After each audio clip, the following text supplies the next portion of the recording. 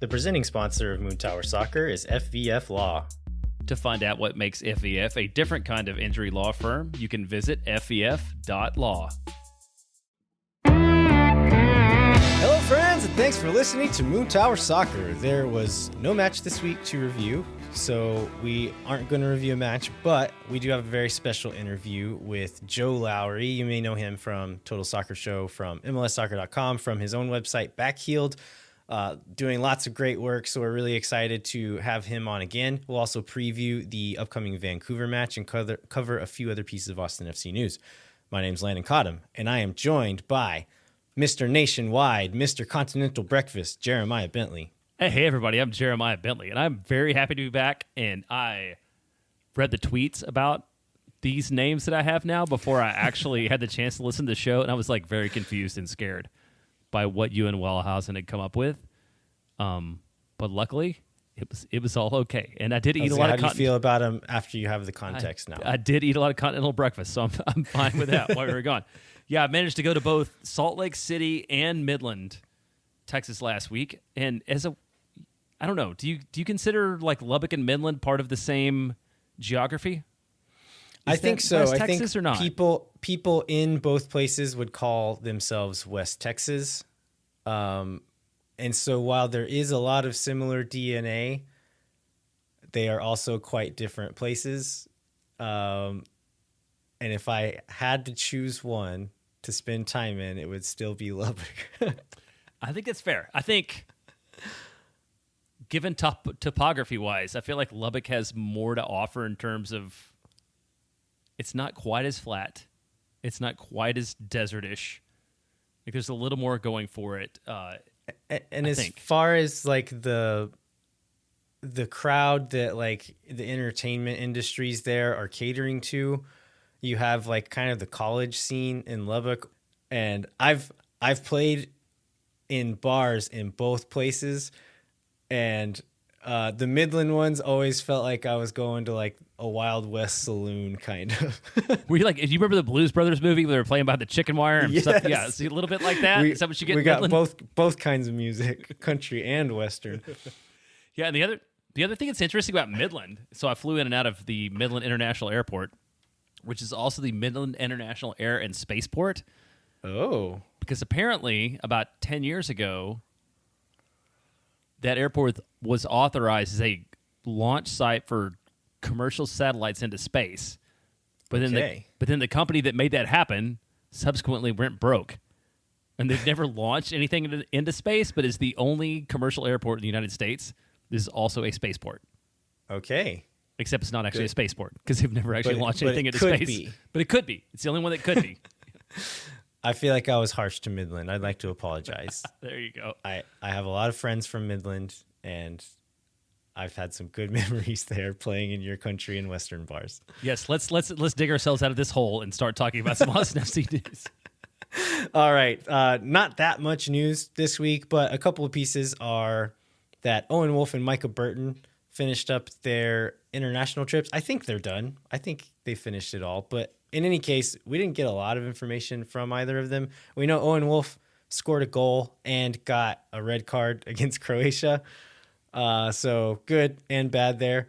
Then Micah Burton, I know, got a start against Germany, but I couldn't really find much other info on his performances. In any case, it's really cool that they're there and getting minutes, getting starts on these teams. To kind of give an idea of where these players fit into these teams, I don't think either of them are written in pen starters, but are getting called in multiple times and are getting minutes every time they go in, which I think is a good sign.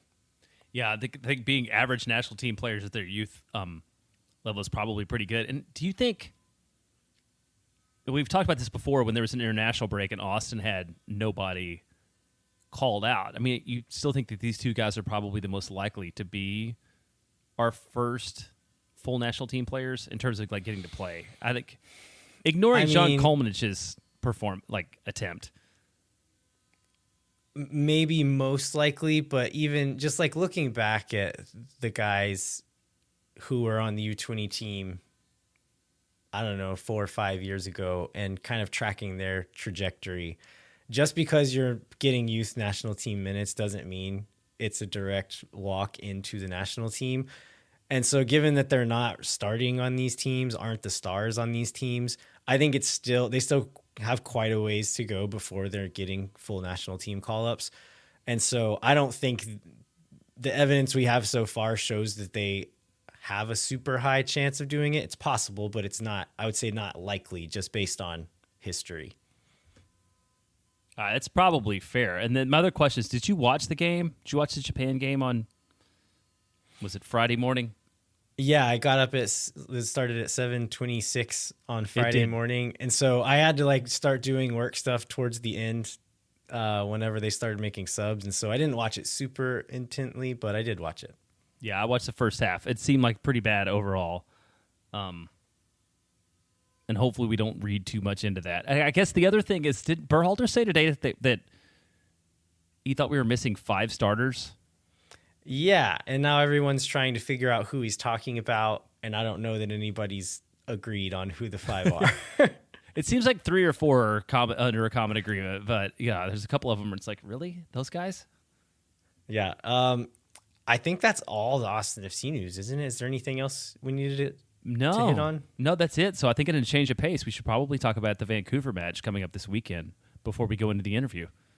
Yeah, let's do it. So what is Vancouver looking like these days, Jeremiah? Well, Vancouver is sitting 9th in the West, but before a couple of matches ago, they were in really bad shape, but they have won their last 2 matches versus LA Galaxy and against Seattle.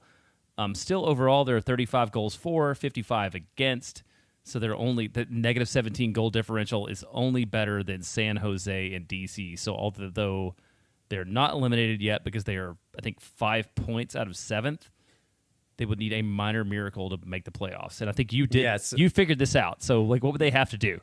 So they need to win both games, one against us and one against Minnesota, who's currently in 7th place. They need Minnesota to also lose their game this weekend against San Jose. So that has to happen. And then they need RSL to drop points in both of their games on top of that. So, like, for them to win 2 games, yeah, maybe that's possible. For Minnesota to also lose 2 games, that makes it even more of a stretch. And then for RSL on top of that to also drop points in both games. Like, it's possible, mathematically possible. I think 538 has it at 3% for them to make the playoffs at this point. So not likely, but there is still a road there, which means I think they're going to be fighting for this one. Yeah, they still have something to play for. So best players, I feel like we talk about Ryan Gauld a lot. He seems to be a constant thorn in the side of Austin. I think he's played pretty well against us. Another guy that everybody's probably familiar with is Julian Gressel. And then their leading scorer is Cavallini with 8, but he is coming off a suspension? So he was suspended for 4 games for stomping on a guy's back while jumping over him. Maybe in the Nashville game, I think it was. So he was out for 4 games straight, is available for this game, I believe. So not sure if he'll start just due to lack of playing time with the first team. But he has been playing for Canada during this international break. So maybe that's enough to have him match fit and ready to go. In any case, I'm not sure if we'll see him. Brian White is the other option at striker if they're just playing one striker. Another familiar face that's on this team is little Sebastian Berhalter. He's been getting quite a few minutes for this team this year. He has been. Earlier in the year, I think the first time we played him, he was like maybe near the top in terms of like FOTMob like player rating scores. I think he's dropped off a little bit, but I think it says a little bit about where Vancouver sits. The fact that little Sebastian is getting a ton of minutes for them probably I think that's true, but probably speaks a lot to what they're doing. But I mean, he's developed as a player too. I think he's gotten better. He really did have a pretty good run of form earlier on in the season. So I hope the best for him. I like the kid, so I want him to do well. So he is improving, but I think what you said is also true. Yeah, and so like the last time we played was back in April at home. Austin won 3-0. I think this is back when Austin and LAFC were like trading spots for first place in the conference. So they were on a bit better for him, and this is probably around the peak of Maxi Urruti's season, so he scored a bunch of goals early, and this one was one where he did that too. So he had 2 goals, and I think Driussi had the other one, and it was a real dominant performance. Although I look back, it was one of those that did not look dominant. It looked dominant to the eyeballs, but it did not look dominant in terms of X-goal. Like it was like 0.95 to 0.72 or something, which speaks to why you don't care that much about X-goal on a game-to-game basis. As I said on Twitter the other day, some of these teams need to stop expecting goals and start scoring. Start scoring, yeah. As you're trash talking some guy from FC Dallas, right? I think so. So Vancouver usually plays with like a back 3, back 5 with wing backs, one of them being Julian Gressel, who is excellent in that position. They have also played him on the wing sometimes and moved to more of like a back 4 and played him as kind of a right midfielder, right wing player. So I'm curious as to if we'll see that against Austin this weekend, because they're desperate right now. Like they have to win this game. So I'm not sure if that affects, if they go to try to put Gressel, who's one of their better players, in a more attacking position, or if they try to stick to what they have been doing most of the season and play more of the back 5.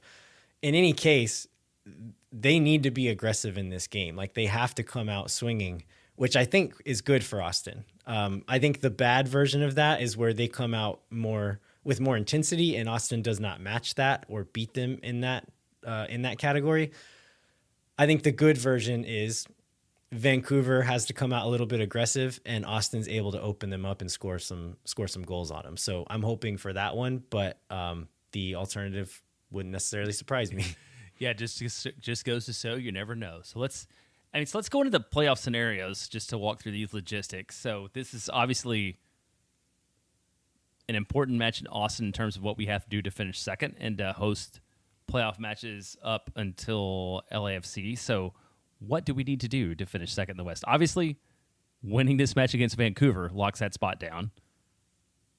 Or I think it's either this or winning the final match against Colorado at home. Either one of those does it. I think, getting a single point in either of these games guarantees us second place. Oh, that's right, because we're 5 up on Dallas with 2 to go. That's right, and we have 3 more wins than them, so they can't catch us there, and that's the first tiebreaker. So, 1 point does it. I think that would be a disappointing way and a concerning way to end the season, is if we only got 1 point. But it would do the trick as far as the standings go. We could also, if Dallas could lose 2 games, we don't have to do anything necessarily. Or if Dallas loses, if Dallas drops a point, if Dallas drops a single point, there you go. So I'm hoping we can gain 4-6 points in these last 2 games. And not have to worry about it, not have to think about it, and feel good going into the playoffs. But at the very least, 1 will do it. And then the other thing is to talk about is decision day, which is the Colorado match. I was thinking about this because I have tickets to this game.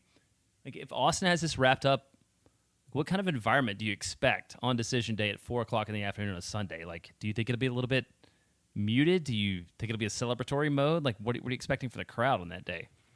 Yeah, I really don't know. It's not anything that we've ever had to deal with before, right? Yeah, exactly. So, last year, the last day of the season, Austin actually played. Well, it was the last home game, I guess. Austin played well and beat Kansas City. We played our last game of the season on the road, and that one did not end well.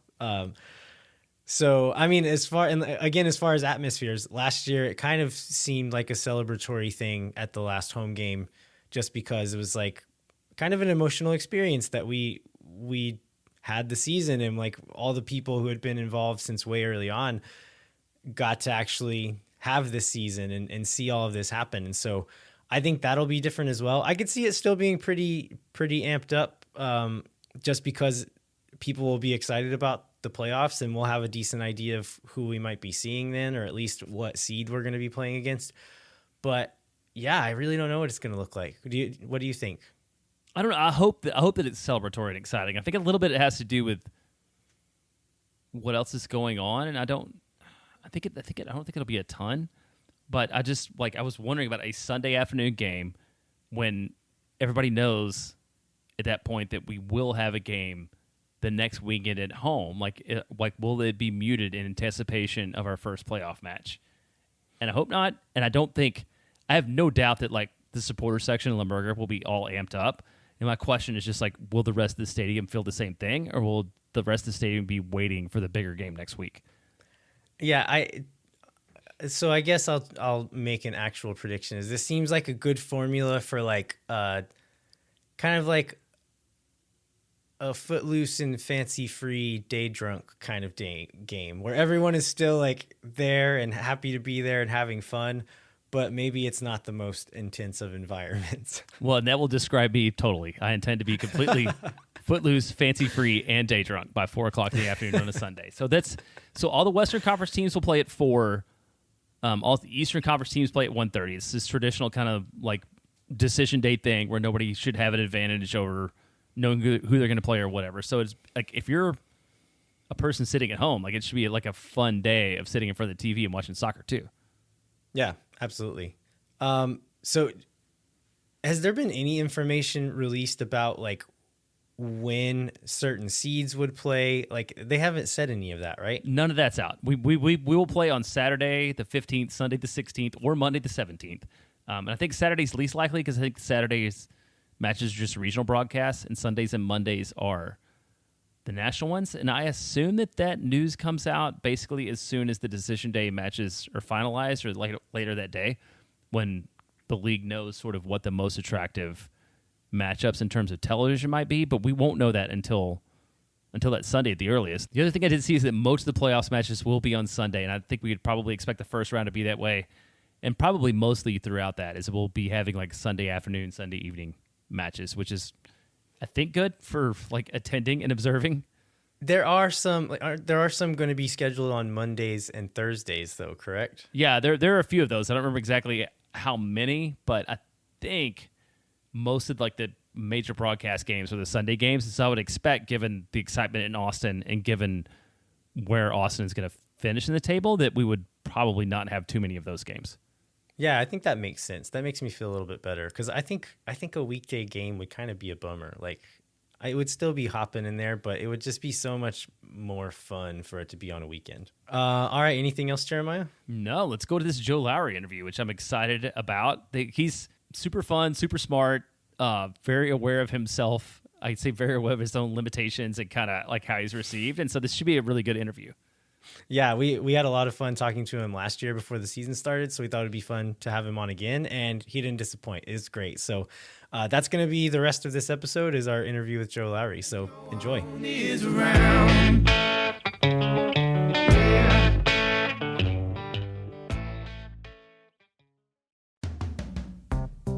One last time, Moon Tower Soccer will be doing a ticket giveaway thanks to Sage Wilson Property Group. To enter, go to Moon Tower Soccer, then click on Free Ticket Giveaway in the top navigation bar, or click on the link in the show notes and fill out the form. Again, this is made possible by Sage Wilson Property Group.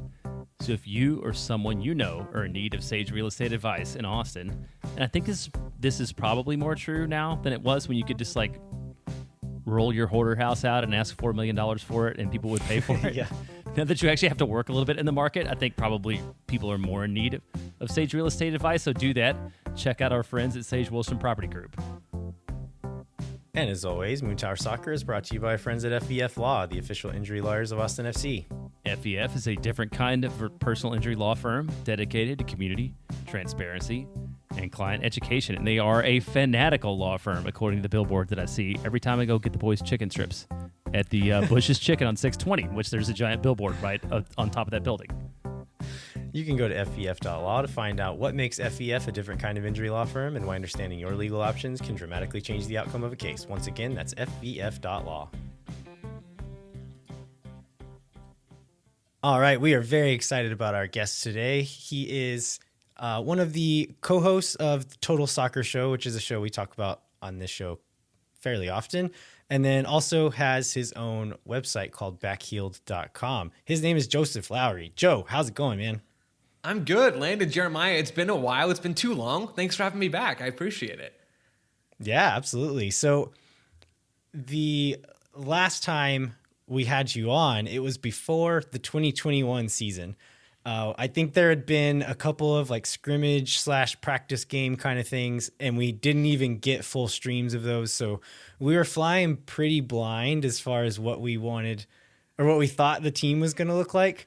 We'll get to all that in a second, but there's some more recent stuff that we wanted to bring up before we get into that part.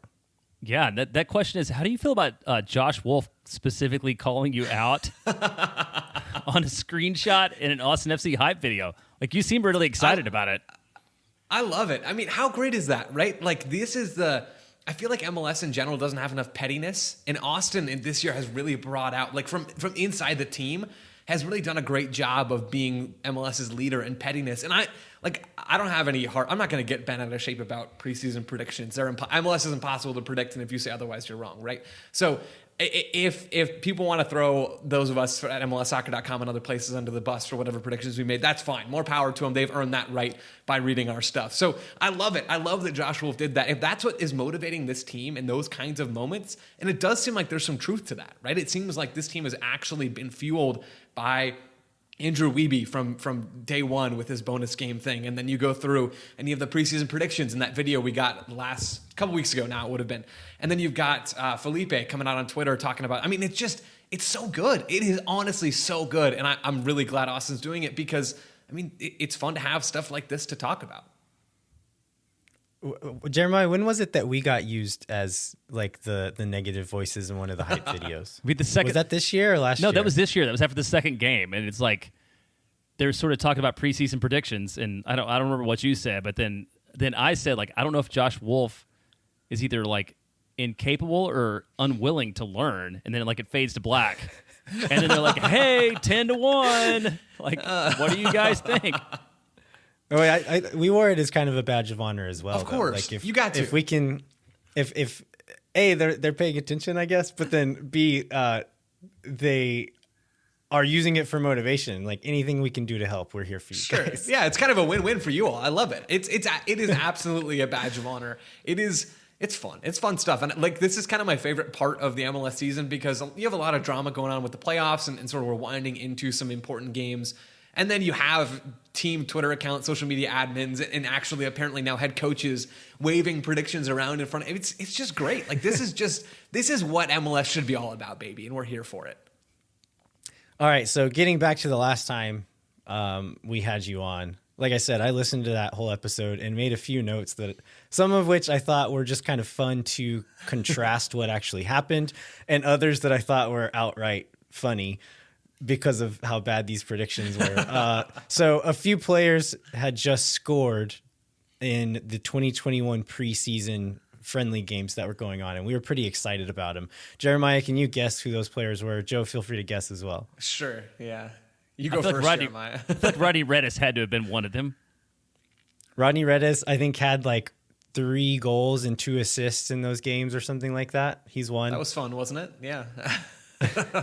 He ended up with 1 assist in 25 appearances in 2021. And then I guess my other one. Oh, go ahead. Yeah, Joe. no, go ahead. You got it. My other one would be Danny Houston. I'm guessing. Danny Houston, I think, had 2 goals in preseason against USL competition. He ended up playing 5 games in all of 2021, and they were the first 5 games. It went well. Let's put it that way. Any guesses for the other one? I feel like Cecilio Dominguez might have actually sort of done a little bit better than maybe. I don't know. I don't remember having super high expectations for him to begin with, and obviously that maybe didn't end super well. Who was it, Landon? It was Aaron Schoenfeld, who never ended up even putting on an Austin FC jersey. He never made a game day roster, was never fit enough to even be considered for it, and then never played a game before he retired. Nice. So we were very excited for absolutely no reason, it appears. But we also, one other thing that we kept saying was that this Austin team had a quote high floor, that we didn't think they were going to be great, but we didn't think they were going to be bad. That's another thing that we were pretty wrong about. They ended up being It quite depends on how you bad. define high floor, right? I mean, if by high floor we mean second to last in the Western Conference, then I think we were spot on. They were Just not great. last, right? Yeah. Yeah. And so we then went on to pick what we thought was Austin's best 11 going into the season. We actually did a decent job on this one. For what that roster looked like, we did okay. So one spot that we were concerned about was the goalkeeper position. We thought that Andrew Tarbell was pretty much the lock for that starting position, but thought that Brad Stuver might be challenging him. And then maybe Brady Scott with a little bit of experience could maybe fight for that spot as well. Brady Scott is now playing in USL, I believe, no longer with the team. Andrew Tarbell has played in, I don't know, a handful of games. And Brad Stuver has been, Joe, you can correct this number. I would Sure. say like top 5 or 6 goalkeepers in the whole league. Yeah. Where would you rank him there? I think that's about the right spot. I don't think I'd go top 3, but like top 5, top 6, top 7, right in there. He's been excellent. I remember having this discussion about Andrew Tarbell versus Brad Stuver and not really knowing what was going to separate the two, right? I mean, both players that hadn't played a ton in MLS before. And I remember this discussion. Stuver did all right. He's done all right for himself since then, hasn't he? Yeah, we're pretty happy with him. Yeah, so Joe, I was going to ask, like, what do you from his game? Like, what are you most surprised by? Like, what? Like, I mean, I don't think any of us expected to see like what he's become. Yeah. Like, when did you kind of see this become a reality? I didn't expect him to be so dominant in terms of shot stopping as he was last year, right? I mean, that's a huge narrative. That was a huge narrative around Austin, and still Stuver in goal this year, I think, is a big part of Austin's success. To have someone like that, yeah, it kind of made sense. He came from New York City, right? So I think, if my memory serves, so he has or had experience playing in a system that requires you to play with the ball at your feet. So that's a big thing. I think he's done very well at, probably better than I expected, but man, just how good he's been at keeping balls out of the back of the net. I didn't expect that at all. And credit to Austin for nailing that signing from inside MLS. That's the kind of stuff that helps you in year 1 or really now in Austin year 2 find legitimate success in the Western Conference. And they certainly nailed that signing. So one of the other predictions, or I guess as we were picking the 11, I don't know if this is necessarily a prediction, but we said that Alex Ring was going to be the 6 in this team, and that Danny Pereira was going to be one of the 8s. Since then, Danny Pereira has mostly played at the 6, and Alex Ring has mostly played as an 8. There are certain qualities that Pereira has that are extremely valuable in that position, but there are other qualities that maybe leave Austin a little bit vulnerable. What has been your overall take on Danny Pereira playing as a 6? I think he's fun, and I think with the right pieces around him, he can be a really good number 6 in MLS, and I think he's shown some of that this year, right? I think he has the technical quality, he has the vision, and one thing I really liked about him coming out of college when we were sort of talking about him last year is that technicality, right? He is smooth on the ball, he sees space well, I think. The things that he lacks, though, are some of the defensive awareness. Sometimes he doesn't have the speed to cover ground that you often would think about a number 6 having. But that's just his profile, right? So I think in the right system, and Austin could very well be the right system with Alex Ring covering ground around him, with some center backs trying to do that dirty work as well. It could end up being a really, really good fit over the next couple of years. And I think there's been some nice signs this year. But with Pereira, you sort of know what you get in terms of his athleticism and his ability to have that straight line speed that maybe he doesn't have in the way that a prime Diego Chara would have, right? So you sort of got to take the good with the bad with the good. And I do think with Pereira, there is an awfully lot of good about his game. And I think with having a thing I've said on the show pretty regularly is that, Alex Ring is better defensively in that position, but he's also probably in the top 2 smartest players on the team. And in this system, Josh Wolff wants his 2 smartest players playing in those dual 8, dual 10 roles. And so that's where he likes to have him. Yeah.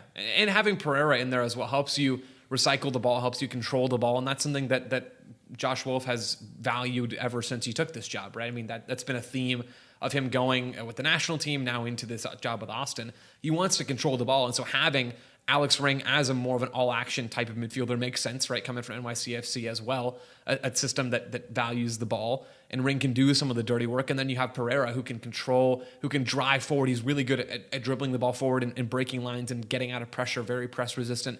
I think there's a lot of room still for him to improve. He's still a young player. But I mean, I think you can see the logic behind that switch, even if we sort of got it wrong way back in I guess the beginning of last year. So one of the other things that we didn't really predict, but kind of wondered if was going to happen is with Nick Lima playing right back, would we see him kind of tucking into that defensive midfielder role like we saw him do in his short stint with the national team, which is a thing that we never actually really saw with Lima. He like Wolff does give his fullbacks freedom to float inside on overlaps and like kind of underlap instead of overlap, but he never really did like when he was doing that with the national team, he was straight up playing like defensive midfielder essentially. And we never saw that. But one of the changes in 2022 that I think has been a big help for this team is that instead of the fullbacks always being dedicated to pushing high and overlapping the wingers, their finishing position is a little bit deeper and a little bit tucked inside. And I think that has really helped with Austin's transition defense. It hasn't completely solved it, but I think it's helped.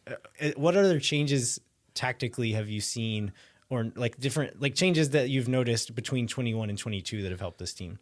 Sure. I think one part is Sebastian Driussi changing how this team plays, right? So before he gets here in the middle of last season, there's not this, at least a high quality version of this number 10 smooth attacking midfield type. I mean, Driussi coming in, at least I wasn't very sure exactly where he was going to play on the field. Was it going to be a little wider? Was it going to be as a 9, given Austin's issues with the 9 last year? And it has turned out to be sort of a number 10, number 8 hybrid where he's able to drop back in. He sometimes plays shaded to one side, but he also has the freedom to move around. I think Josh Wolff has had to be a little bit flexible in how he sets this team up to accommodate an MVP type talent. And that's what Driussi is, right? I don't know that he's going to win it this year just because of how darn good Hani Mukhtar has been and how good Nashville have sort of been towards the end of this season. But I mean, it wouldn't shock me if that happens. Josh Wolff, I think, has had to adjust and become a little bit more flexible in some ways. I think that the fullback observations are really good when Landon as well. We talked about the midfield, all of those different sorts of orientations we've seen change a little bit depending on the game, depending on the personnel, depending on the opponent, all that kinds of stuff. But the midfield with Driussi sort of changing how the team has to set up shape-wise and positioning-wise, mixed with some of the fullback stuff, I think is interesting. And then just I think about the profiles in the forward line. And I'm curious to see how Rigoni is going to change some of this because I haven't seen a ton of him yet. I know he hasn't played a lot yet, but I've probably seen less of him than you guys have this season. The profile of winger that Austin have had, at least certainly with Diego Fagundes, is very much a pinch inside, almost more of a half space guy than I'm going to beat you 1v1 for speed out wide. Ethan Finley can do a little bit more of that stuff, but I don't see Austin as having a game breaker 1v1 wide player. And so some of that stuff I think that Josh Wolff has had to tweak a little bit from year one and maybe his opening plans till now, just again based off of sort of the personnel that he has to work with. Yeah, we mentioned this guy a little bit. So we talked about Cecilio Dominguez and maybe what we expected and what we got. And if ignoring the off-the-field stuff, like, did you expect more of him than Austin did get out of him in 2021 and 2022? Or is he the player that we thought he was? Or like, how do you feel about what we saw from him? I'm trying to pull up his goals and assist numbers for last year. So I'm stalling briefly to say before I find those numbers. Yeah, I think I know it was 7 goals. 7 goals. Yeah, okay. 7 goals and 3 assists. Okay. And he had some decent expected goals numbers and sort of underlying numbers to go along with it, but not DP numbers. He had maybe more like first winger off the bench for a good MLS team numbers rather than a DP for a new team with lots of money to spend kind of numbers. So Dominguez coming in and kind of his deal before he was an MLS based off of the numbers that I had seen in the film I'd watched of him down in Paraguay in particular was that he took a lot of bad shots. So he wasn't the super disciplined, athletic attacking player that was fitting as a really useful cog within an attacking machine. He was kind of this player that was going to get on the ball and has talent, right? So very clearly could have been a good player for Austin on paper. It just never really clicked. I think when you look back at some of the film and some of his numbers from before he arrives in MLS, we maybe shouldn't be totally surprised at that. I think Austin hurt themselves last year, to be honest, by spending some pretty important money and roster spots on 2 players in Redis and Dominguez that just really didn't work out. If they'd had more production, yeah, the attack really wasn't the issue last year, but you become more dominant in the attack and the defense sort of starts to follow almost naturally. So yeah, I think Jeremiah, it's a fair question. I don't think the front office nailed that signing. I don't think they nailed a few different signings last year. And I think we sort of saw that play out on the field. Yeah, to be fair, Dominguez played most of last year at the 9 because all of Austin FC's strikers were injured. And so I think he would have had a better year and started this season off looking fairly promising playing in that role. But given where we're at now, if you were, say, to like ask me if I would trade that player, again, ignoring off-field activities here, just like talent profile-wise, Cecilio Dominguez or Emiliano Rigoni, even though Rigoni hasn't quite fit in yet, I would take Rigoni in a heartbeat. I just having watched film on him in his previous teams, I'm really high on him. I think he's really, really good. I don't think he's going to be really, really good for Austin this year just because there's such a learning curve joining this team. And he does seem like an intelligent player, but I just think he's going to need a preseason essentially to really start clicking. Yeah. What do you see, Landon and Jeremiah both? I'm curious to pick your brains. What do you see from Rigoni so far, right? So left-footed, he certainly had some talent in the attack, skillful Argentine. What else have you noticed from him on the field, and sort of what leads you, other than just a lack of time, what leads you to think that he won't fit in? Not that I disagree, but I'm just curious, at least not fitting in this season in particular. I just think in order for him to be a real game changer in this team, he needs to be able to play in the system without thinking about it. And we've noticed it looked like Austin players were thinking about it all of 2021. Sure. And now that we have this team that is kind of clicking together and understand the system, understand what they're supposed to do in any given situation, there's moments on the field where it's very clear that Rigoni isn't quite there. That being said, skill-wise, I mean, he's quite fast, so he can still stretch that line like Finley does. He can. So what Ethan Finley is really good at is getting into these positions and like playing that role really, really well. But whenever Ethan Finley gets one-on-one with a guy, I think he's limited in what he's able to do in that moment, which is where Rigoni, I think, is a step above because he can take it with both feet. He can dribble guys. He's fast. He has good control. He has a good shot with both feet. He crosses well with both feet. And so just like the ceiling of what he can do when he does get into those dangerous moments, I think is higher than both Finley and with Dominguez for that matter. But as far as just understanding what he's going to do, I think we talked about this on the show last week. If we had a playoff game this week, I would start Ethan Finley and have Rigoni as an option to throw on late in the game. Yeah, the only thing I would add is I feel like he has a little bit of a different dimension to his game that not everybody's comfortable with, and he's not comfortable with everybody else yet. Right? He just like the way he plays. Like when you watch him, and where my seats are, like where he's playing in the right wing on the offense is like he's always coming toward me. Like obviously he's very talented, but there's just something that's not clicking in the way that people play off him, and I think it's just system awareness and sort of the way he does things as compared to how Ethan Finley does them. Sure. Interesting. Okay, I'll keep my eyes out for that stuff. Another guy that ended up not working was Tomas Pochettino. Just never really fit into the system. But this year, having Danny Pereira kind of step up and become more a player that can be relied upon, there's talk of Pochettino coming back after his loan ends, and I don't think anybody here wants him. I'd be very surprised if he did come back. But was there anything that you saw with him why that didn't work? Yeah, I'm just not sure he was very good, right? I mean, that's kind of like a simple explanation, but I think that same theme sort of applies to my view, at least on Dominguez and Redes as well. Like these are, again, misses by the front office. I talked about earlier with Driussi, how he's good enough to warrant the slight change, and he's good enough to warrant the usage that he gets. Pochettino wasn't really good enough to be a 10 in this league. He wasn't technical enough, right? He wasn't as much of a playmaker to be a 10 in MLS, which is a league where 10s can still thrive, right? Just look around look around anywhere in MLS, and you see just tons and tons of 10s coming out here and doing stuff in ways that other leagues just don't have anymore because defenses in MLS still just aren't as good as the attack.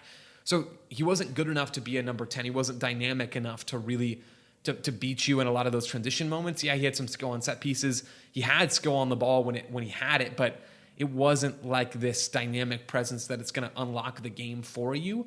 And Austin, if it wasn't coming from Pochettino last year, where was it coming from, right? It was, I guess, supposed to then be coming from the wingers, but when those moves didn't really work out how Claudio Reyna and the rest of the decision makers hoped they would, then a lot more of that burden falls on Pochettino when, yeah, maybe he was billed, and I'm sure I don't remember exactly what we talked about, but I'm sure we talked about him as sort of this playmaker type in the attack to an extent.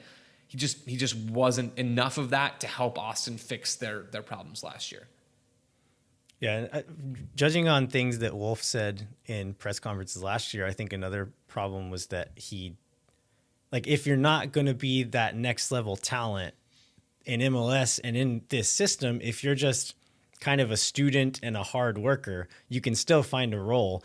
And based on things Wolff said, he was not, at least not a student, maybe not a hard worker.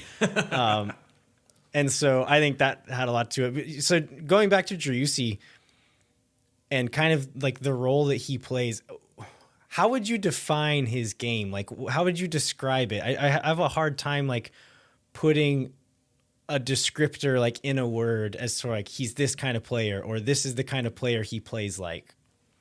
Yeah, it's weird with Driussi, right? Because he's not like this high volume chance creating number 10. He's not always the guy who's going to do a lot of the setup work. This year, at least from where I'm sitting each weekend, it's been Diego Fagundes doing a lot of that, with Alex Ring doing some of that as well.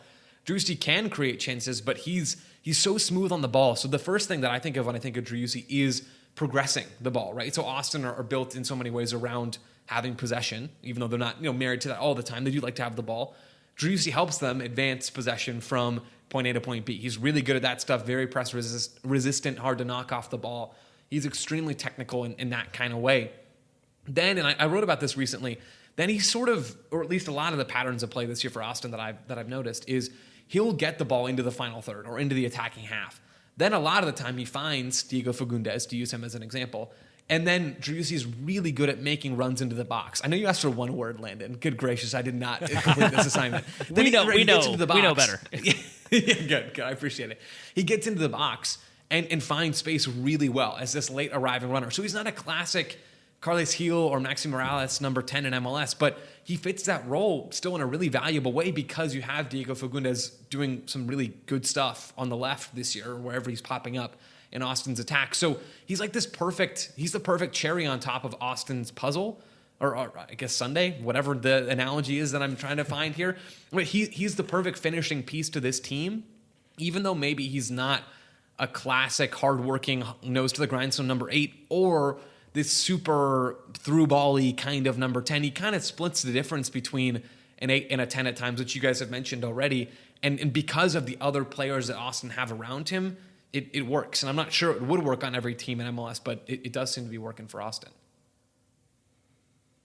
So another thing we talked about last year when we had you on is what the differences between Wolff's game and Berhalter's game would be. And at the time, we hadn't seen Wolff coach an actual game yet. We'd only ever really seen him with Berhalter and just kind of assumed, okay, it's going to be kind of like that. After almost 2 full seasons of film to watch on him now, what would you say are the similarities and differences between Berhalter's game and Wolff's game?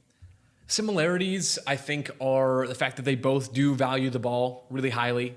We saw the U.S. play out of the back under, let's just say they didn't do it well against Japan the other day. So they both try to control the ball a lot of the time, although we have seen both of them, and Berhalter maybe in some more high-profile games, sort of deviate from that in the right moments, in the moments that they feel are necessary. But valuing possession, and then in pressing, I think is a big part. The U.S. has gotten a lot more pressing-oriented really ever since Josh Wolff left. And not to say that that's because Josh Wolff left and he was like this against pressing kind of guy, but Berhalter sort of had that realization, and Josh Wolff happened to not really be involved as much at that point. They've gotten more and more pressy as time's gone on. And Austin are pretty pressy, right? So I have the numbers up for FBref right now. They're 1, 2, 3, 4, 5, 6. They're 7th in MLS this year, according to FBref in pressures in the attacking third. So they do get forward. They do press. I would wager that we would probably see those numbers be a little bit higher if Austin hadn't jumped out to so many early and sort of commanding leads earlier on this season and sort of as the season's progressed. If you're up by 3 goals, you don't really need to go press in the same way that the Red Bulls come out and press every game. So that stuff is the same. Some ways they're different. Berhalter seems to me is a little bit more married to the hardcore, hard and fast 4-3-3 with 1 number 6 and 2 number 8s, where they're like really dual 8s, and then you have the wingers and the fullbacks changing channels and some of those different things. Josh Wolff, I think, is deviated from that a little bit, where there's maybe more fluidity in the midfield, and when you're carrying someone like Driussi, who doesn't do quite the same hard running as an Alex Ring is going to do, or when you look at the national team as a Weston McKennie or a Yunus Musa is going to do, you have to sort of shift, right? So I think that's a very practical thing that Josh Wolff has done to change up the shape a little bit. But that's maybe the primary difference that I see in terms of the structure of Austin and how it differs from the national team is there's a little bit more variety, and maybe we see something a little bit closer to a double pivot at times, or at least Driussi in a freer role than we see any of the U.S.'s midfielders. All right, so we also have some questions from our listeners, and the first couple here are actually about the national team. We know that you are very knowledgeable about the national team as well, so we have a couple of questions about that. The first one comes from Tom Halleck.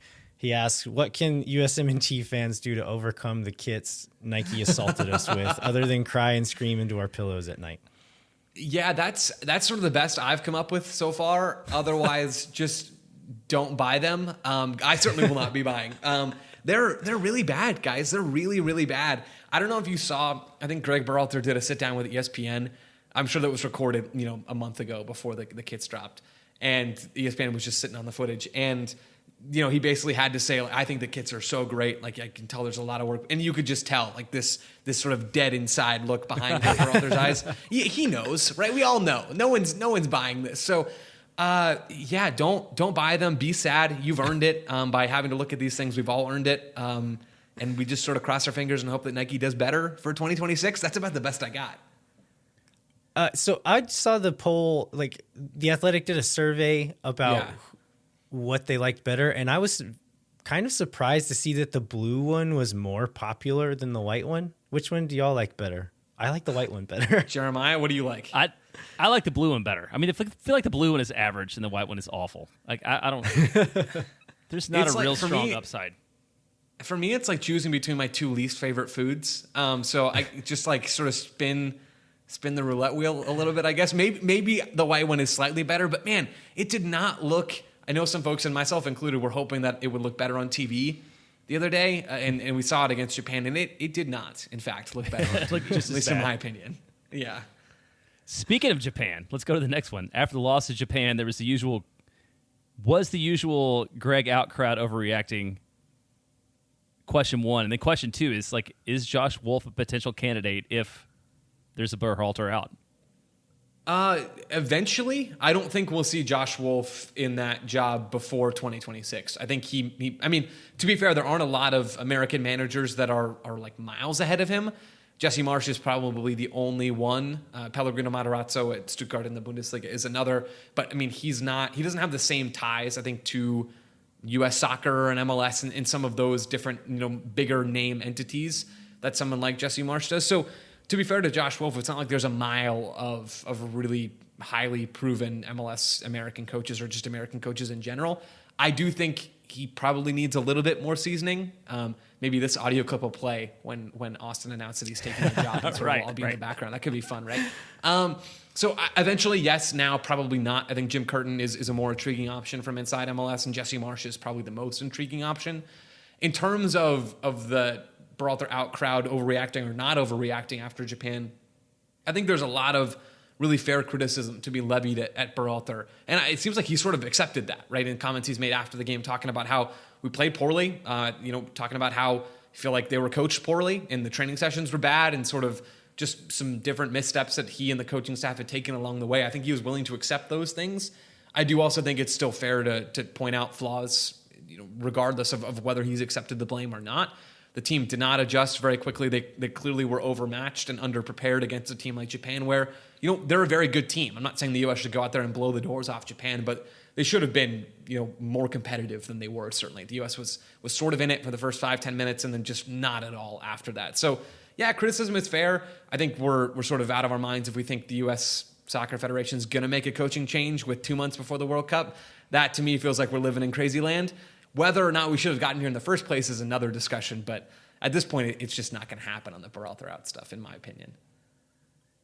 Late last year on the show, we had a discussion about whether we thought Josh Wolff, like his exit from Austin FC would be because he got hired from another team or if he got fired, and which of those options were most likely.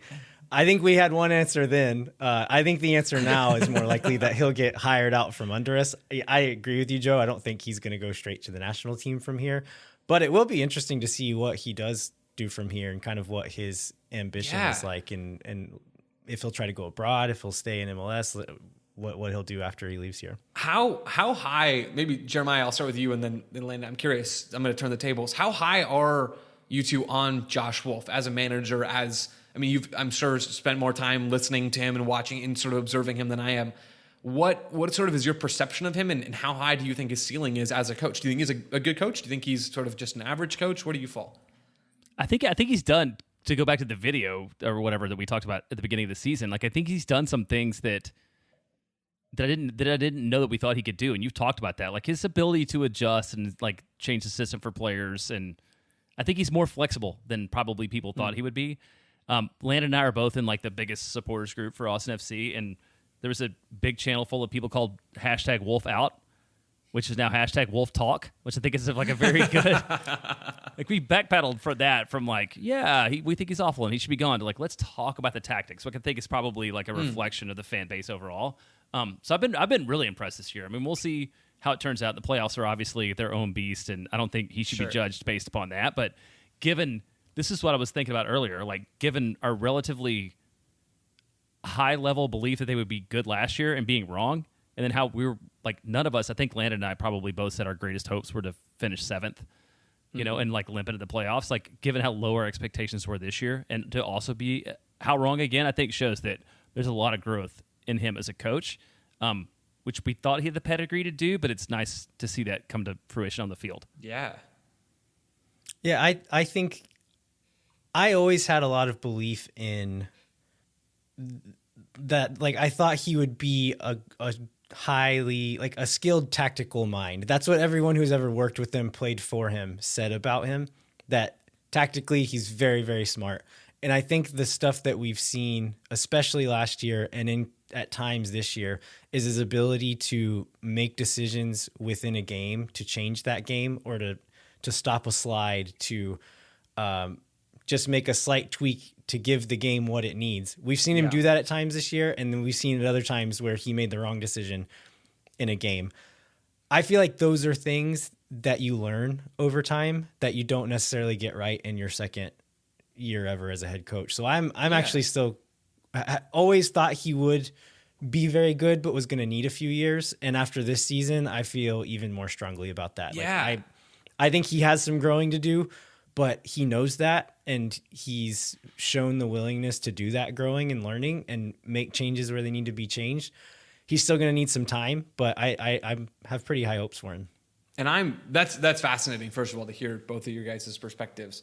I'm very curious to see what next year looks like for Austin, right? Because I think the team struggled last year, and they certainly had the potential to be better than they were. They've clearly rebounded in a big way this year. I'm not sure they're quite as good as maybe second in the West, but I mean, some big wins, right? And some key changes and a lot of really impressive stuff about this team. Another important transfer window coming up in the winter. In the winter, I'm curious to see what that looks like and sort of how the team continues to take shape. And to get another look at Josh Wolff and another full season of information on him, because to go back again to sort of where this conversation started about the national team job, I kind of got to it before, but how many names, if we're limiting it to Americans, which is sort of like the only data that we really can draw from at the moment, because we don't know what the interest in that job would be, although I do think it's going to be one of the most highly valued jobs in soccer heading into 2026. But if we say, we're limiting it to Americans, it's Jesse Marsch, it's maybe Matarazzo, Jim Curtin, I think is the hottest coach in MLS right now, certainly in the hottest team in MLS. After that, who is there, right? There's Josh Wolff. There's sort of the second tier, I guess, of coaches in MLS, but the list is not long. So seeing how Wolff does and how he develops as one of the higher profile American coaches, I think is going to be really interesting. All right, these next questions are also from listeners, but these are Austin FC focused. So other than the current Wolff ball formation and lineup, and this is from Logan Bartlett. Other than the current Wolff ball formation and lineup, who do you think is our best 11 and what formation would be best for that group? So a way to paraphrase that is like, could you look at this group of players and think of a better way to play with them or a different formation that you think might be more apt for this group of players? Not off the jump. So I think about, let's start with the back line, right? So I think the forward, the back in a lot of ways makes sense because, and please interject if you think I'm full of it, I don't think that the center back is still, at least in terms of depth, a real area of strength for this team. So I think there are some good names on the team sheet, but I don't think actively trying to switch to a 3 at the back, although maybe using Nick Lima as a right center back could be fun. But then I'm not sure there's the fullback depth to really make that a justifiable decision. So I think the back four makes sense. I think a lot of the midfield alignment stuff makes sense. We talked about Pereira sitting deeper and him orchestrating play. I like that. Aesthetically, Austin, I think, are one of the most aesthetically pleasing teams to watch in MLS. They're not, flawless every weekend, but Pereira is a big part of that. So selfishly, as an observer, I'm not eager for that to change. And I think he has a lot of really valuable qualities in that spot. Then you look at Ring and Driussi in the midfield. I think that's a very obvious, you have to get both of those two players on the field if they're healthy and ready to go and play at least even 60 minutes as we head closer to the playoffs. And then I don't really see, you only have so many options basically at that point with your front line. I don't think it makes sense to go to 2 strikers on any sort of regular basis. Driussi kind of already does some second striker stuff where he's crashing the box like I talked about earlier. So really you're looking at a number 9 and 2 wingers. And by the time we put all that together, we kind of have what Josh Wolff has put out on the field this year. With Alex Ring specifically, is there a style that you think would fit him best? I would be fascinated to see him in more of a all action pressing type of team. I think he'd be a phenomenal number 8 for the Philadelphia Union, right? With him cleaning up balls and sort of stretching the field vertically and horizontally. I think he'd be phenomenal at that stuff. Now, as he gets older, his value and his athleticism goes down. And I think maybe we will see him over time, for however much longer he's in Austin or in MLS or playing soccer, sort of drift back more and more into deeper midfield areas and maybe conduct a little bit more like we've seen him do before, but be less of this all-action type of guy. But Ring, I think, fits really well. I think he was an excellent player for NYCFC. And you can just tell by the personnel that Austin have brought in and some of the names on and off the field that they've taken from NYCFC. There's real ties between how they were trying to play and how Austin are trying to play right now. So Ring, I think, is a really good fit in this team. And I think he's a really important piece for this team as well. Well, our next question is from my very favorite username. This is from Patreon. He is ATX Bergkamp Lover 6969420.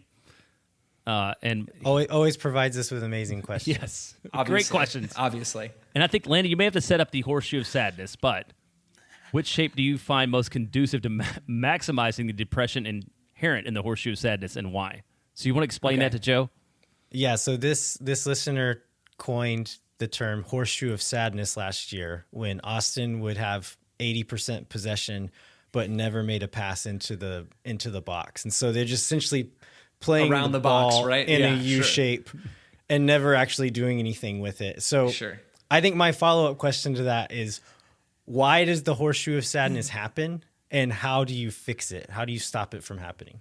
Sure. I love that. I love the Horseshoe of Sadness. I'm 100% using that and stealing that. And I will do my absolute best to credit ATX 420, et cetera, et cetera, et cetera. ATX Bergkamp Lover 6969 420. I will do my best to recite that by memory every time I say it, written or verbally or whatever it is. I love that term. It's so good because it's a real problem that soccer teams all over the world face, not just in MLS, but teams that try to dominate the ball have to deal with a lot of Horseshoe of Sadnessing. Because the honest answer is that I think in soccer, the hardest thing to do is to break down a team using the ball, right? Which is sort of the goal that Josh Wolff and Greg Berhalter and coaches in that vein set for themselves and for their teams. Is we want to use the ball, we want to have it, we want to control the game. When we have it, it can be a defensive mechanism, right? Because if we have it, that means the other team doesn't, and that's great. That's really important. You can't get scored on if you have the ball. So that's one half of it, but then the other half is, okay, well, we have the ball. Now we have to break through the other team and actually do something with it. And that is really, really hard because, I mean, we've all played little bits and pieces of soccer in our lives at least. It's way easier to run at somebody and kick the ball away than it is to go ping, ping, ping, ping, ping, and play through them like pinball. It's hard. It's really, really hard.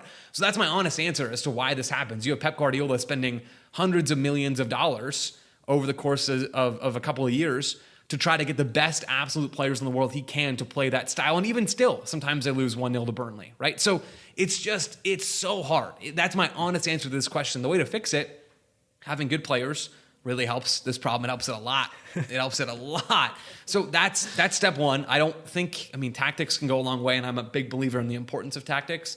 If Josh Wolff is trying to draw up a tactic for 11 Joe Lowrys on the field to break down a low block, it doesn't matter because I'm not good, right? So you need good players, and you also need a smart tactical game plan, right? To be able to have the right mix of width and of penetration from players and of line breaking passes and have the right patterns to try to pull defenders out. It's complicated, and there's a reason why we see coaches say we want to play with the ball, and then it doesn't happen because it's really, really hard. So it's not a great answer to how to do it because it's incredibly difficult to make that happen. But good players and a smart game plan that is somewhat flexible based on the opponent, but also has this ingrained philosophy and these set principles. A mixture of all of those things are sort of how I think you get rid of the horseshoe of sadness.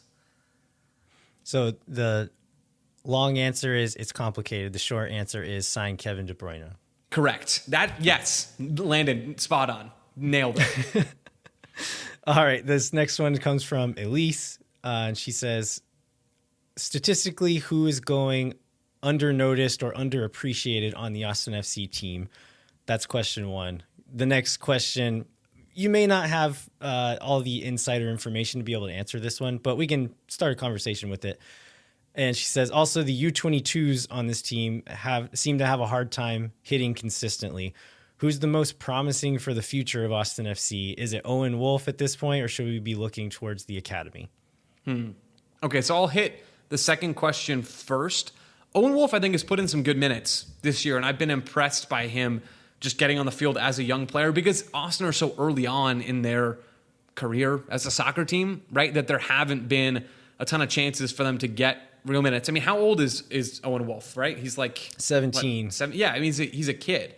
I don't think he's put up these crazy mind-blowing numbers, but he works hard. He has an engine, and he's been getting some really great experience with Austin and sort of, with the U.S. So I think he is certainly one to keep your eyes on. I'm not convinced he's going to be this next level kind of prospect, but it's a little early, right? It's hard to tell in predicting which guys are going to hit and which ones aren't, which girls are going to hit, which ones aren't. It's difficult to do that kind of stuff. But I'd certainly say keep your eyes on Wolff and keep your eyes on the rest of the academy because I think Austin, with where they are and including the investment that's there, should be a player in the youth development space. And again, it's a little early to be expecting that from them from the jump.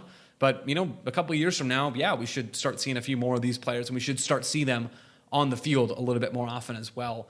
In terms of the underpublicized or just underrated statistical genius on this team, if we're trying to find someone who's been really, really good this year, I feel like, fellas, a lot of the best players, the guys who have been really key to this team, are the ones that are getting all the love. So Driussi is obviously huge. I think when you go through and look at Diego Fagundes as well, he's been really big. I don't think he's flawless, but some of the passes he's hitting in the final third are really good and really important. I'm honestly not sure, and I'd be curious to see if you guys have a better answer to this or just have a answer. I don't know that I'm really in love, or the numbers are really in love with a lot of the other players. Maybe Moussa Djite. We haven't seen as much of him to draw a hard and fast conclusion for this year, at least based off of this year. But I mean, he is a dangerous body up top, and if he can actually find the motor to get in some good spots, he could be really, really dangerous. We're just not quite seeing the full picture with him right now, so it's kind of like half an answer. But I don't know. What do you guys think? Well, I actually want to follow up on the U22s because, from our perspective, sure, it seems like between Djite, Redis, Kolmanich, we have not got a lot of production out of it. But you have the perspective of the whole league. Is Austin an outlier in terms of not getting a lot of production, or if people not figured the U22 thing out, or are we overanalyzing it? Because we only have our own perspective, and I'd sure like to hear what you think about that. I mean, I think there are teams that miss, and Austin, I would say, has largely been one of those teams, and that even applies to up until Driussi, I think the DPs as well. That is a brutally difficult thing to overcome when you're entering into MLS. Yeah, you have a little bit more money to spend, but like not nailing those signings makes it very difficult to compete right off the bat. I'm trying to think through other teams. There are other teams that haven't really taken full advantage or haven't signed a lot of high-profile players or just don't give those players a ton of minutes. But Austin, I think, are probably towards the top of the list of not really nailing those signings, which is why, obviously, it's important to do that stuff, but also why I think it's interesting to look to the academy as well, because that's a great resource. And that's a resource that I think the Philadelphia Union, or sort of the poster child for an MLS right now, even more so than FC Dallas, is relying on players that you're developing internally first, right? Jim Curtin talks about looking inside the club every single time first before they look outside the club. And they've put themselves in a position to do that stuff. The more teams that do that, I think, the more teams that do that stuff, the more teams are going to be sustainably good year after year. And Austin maybe aren't quite there yet. Not to say they won't be good next year, but at least as far as youth development goes, I think there's some work to do, both in terms of their acquisitions from inside the league and outside the league as well. So I guess our final question is, what is your outlook on Austin going into the playoffs? Like, why do you think Austin could make a deep run, and then what reasons might stop them from making a deep run? Deep run starts and ends with Driussi and Brad Stuver. For me, you have a good goalkeeper and a really dangerous attacking player, and you can do damage. I mean, RSL did a little bit of damage last year without the good attacking player part. So David Ochoa kind of did the job for them. So you can do a lot of damage with those couple of pieces. Austin, I think if they make a deep run, both of those players are going to be playing very, very well. And it would not shock me at all if Austin go out there and cause problems. They have the attack to do that. They've been one of the best attacks in MLS this year, both in terms of actual goals and expected goals. And they're a good team, right? They have a lot of those really dangerous qualities in the attack. I think that's what's going to do it for them. If we're looking at the flip side about why this team might still end up struggling in the playoffs or why they might bow out early, I think it's going to have to do with still that defensive aspect. I don't think they are as they improved defensively from last year to this year, but they're still not like a really great defensive team in MLS right now. They still give up a lot of chances and put Brad Stuver in some dangerous spots. You look at the chances they're allowing, and they're some stupid mistakes. Well. Right. It's some of those moments that in single elimination format kill you, right? So Austin might be able to rebound from some of that stuff over a longer regular season, but just like everybody else in MLS in the postseason, you're rolling the dice and hoping that those mistakes don't happen, hoping that some of the structural issues don't come back to light. They could, right? That's the danger of the MLS playoffs. That's why it's so fun sometimes, and that's why it's so frustrating other times. But they have the potential certainly to make that run. Now we'll just see if it happens or not. All right. Well, I guess my last question is, where can people find your work, Joe? Absolutely. So you can find my writing along with a bunch of other really great soccer folks covering MLS and the national teams and USL and NWSL and Americans Abroad, all that jazz.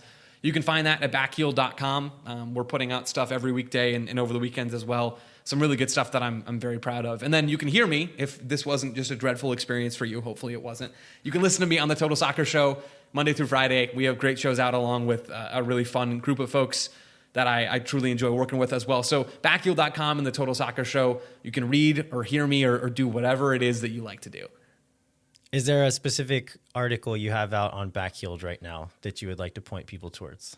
Sure. I went through the U.S. men's... I'm going to pick two because I'm greedy like that. I went through the U.S. men's national team's loss to Japan and sort of dissected what was wrong and what I think is a way that maybe not a lot of other folks do or take the time to do. So I'm proud of that. And I think I got to the bottom of sort of what happened in that game and sort of what needs to improve before the World Cup and maybe even before their game against Saudi Arabia on Tuesday. And then we have a great piece up on Ricardo Pepi, a name that Austin FC fans will know very, very well, sort of about his state of mind, right? And sort of how he's adjusting to all these different changes that he's had since leaving Dallas for Europe. So we had a chance to sit down and talk with Ricardo Pepi in an exclusive sit down to hear more about sort of what he's been up to and how things are going and what his outlook is. So Pepi and the national team is sort of the focus right now, and then we'll shift back to MLS stuff over the weekend. All right, excellent. Well, listeners, definitely go find Joe's work. He's great. I'm a big fan of his. Joe, thanks so much for joining us. It was a blast again, like it was last time. Absolutely. Landon, Jeremiah, thank you guys so much for having me. And we'll have to do this again next year to look back at once again how wrong I was about all this stuff. Yes. And we'll just make it happen. Let's make it a tradition. Let's do it. Deal.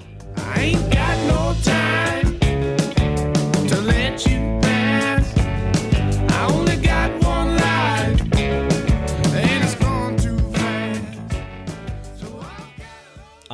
want to thank Joe Lowery for joining us. We had a lot of fun with that one. We hope you enjoyed it. We would like to remind you to rate, review, and subscribe wherever you get your podcasts. And then if you're listening to this, I'm guessing you enjoy the show. If you enjoy the show, tell a friend about it. We're getting into playoff times. I think there's going to be a lot of people expressing interest in the team. If you talk to anybody who you think might be interested in the show, let them know about it, because we would greatly appreciate that. I think word of mouth is probably the fastest way that this show spreads. And so, let someone know. We greatly appreciate that. Well, I want to add to that. So I let some people know that I was on this trip to Salt Lake City with, who were season ticket holders and stuff that didn't know.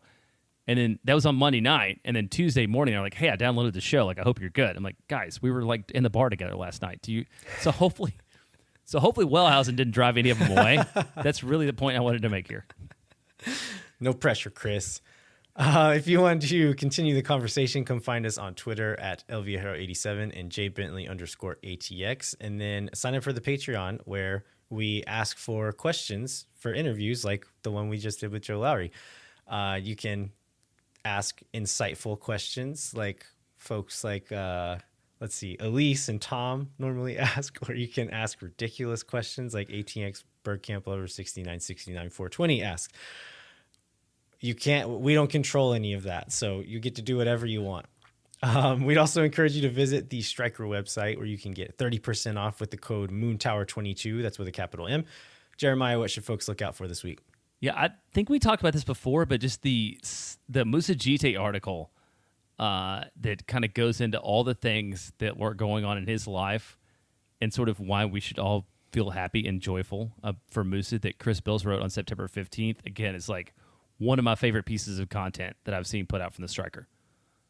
Yeah, absolutely.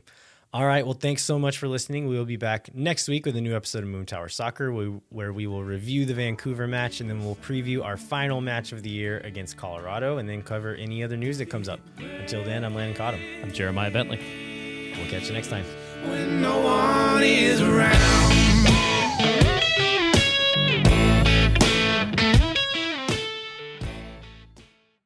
Thank for nothing, you never. La gente Oh my God.